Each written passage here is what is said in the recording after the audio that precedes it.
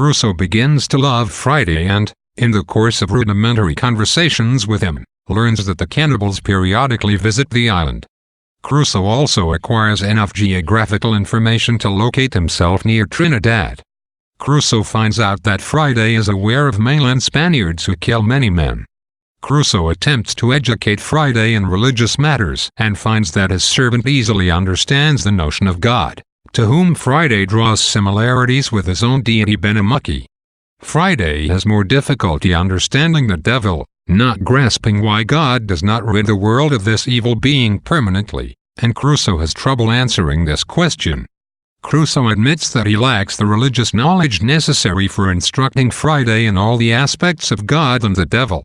Friday reports that the cannibals have saved the men from the shipwreck discovered by Crusoe before Friday's liberation, and that those men are living safely among the natives now. When Friday expresses a yearning to return to his country, Crusoe fears losing him, and when Crusoe considers trying to join the shipwreck survivors, Friday becomes upset and begs Crusoe not to leave him. Together, the two build a boat in which they plan to sail to Friday's land in November or December. Before Crusoe and Friday have a chance for their voyage to the cannibals' land, the cannibals visit Crusoe's island. 21 natives come in 3 canoes to carry out another cannibalistic attack on 3 prisoners.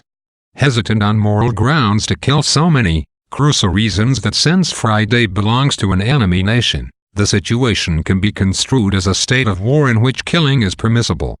Approaching the shore, Crusoe observes that one of the prisoners is a European. Crusoe and Friday fall upon the cannibals and quickly overcome them with their superior weapons, allowing only 4 to escape. Friday is overjoyed to find that another of the prisoners is his own father. Crusoe and Friday feed the dazed prisoners and carry them back to Crusoe's dwelling, where a tent is erected for them. Crusoe reflects contentedly on the peopling of his kingdom with loyal subjects. After conversing with his 2 new subjects, Friday's father and the Spaniard, Crusoe revisits his earlier dream of returning to the mainland. Crusoe asks the Spaniard whether he can count on the support of the remaining men held on the cannibals' territory.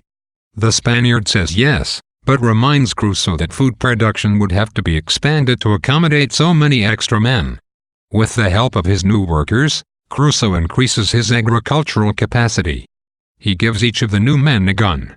One day Friday comes running to Crusoe with news that a boat is approaching the island, and Crusoe, with his spyglass, discovers it to be English. Crusoe is suspicious. Near the shore, Crusoe and Friday discover that the boat contains 11 men, 3 of whom are bound as prisoners. Friday suspects that the captors are preparing for cannibalism.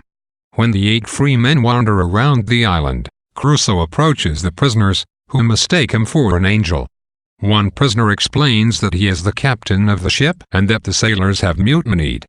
Crusoe proposes that in exchange for liberating him and the other 2, he and Friday should be granted free passage to England. The captain agrees and Crusoe gives him a gun. Crusoe realizes that the other seamen may notice something wrong and send more men on shore to overpower Crusoe's men. They disable the boat to prevent the additional men from escaping. Sure enough, 10 seamen come in from the ship to discover the boat destroyed. Leaving 3 in the second boat as watchmen, the other 7 come ashore. Crusoe then sends Friday and another to shout at the men from various directions, and Crusoe succeeds in confusing and tiring them so that they are finally separated. The men in the boat eventually come inland and are overwhelmed by Crusoe's stratagems.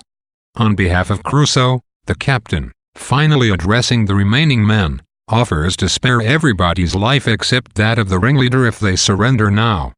All the mutineers surrender. The captain makes up a story that the island is a royal colony and that the governor is preparing to execute the ringleader the next day. The affectionate and loyal bond between Crusoe and Friday is a remarkable feature of this early novel. Indeed, it is striking that this tender friendship is depicted in an age when Europeans were engaged in the large-scale devastation of non-white populations across the globe. Even to represent a Native American with the individual characterization that Defoe gives Friday, much less as an individual with admirable traits, was an unprecedented move in English literature. But, in accordance with the Eurocentric attitude of the time, Defoe ensures that Friday is not Crusoe's equal in the novel. He is clearly a servant and an inferior in rank, power, and respect. Nevertheless, when Crusoe describes his own singular satisfaction in the fellow himself, and says, "I began really to love the creature," his emotional attachment seems sincere, even if we object to Crusoe's treatment of Friday as a creature rather than a human being.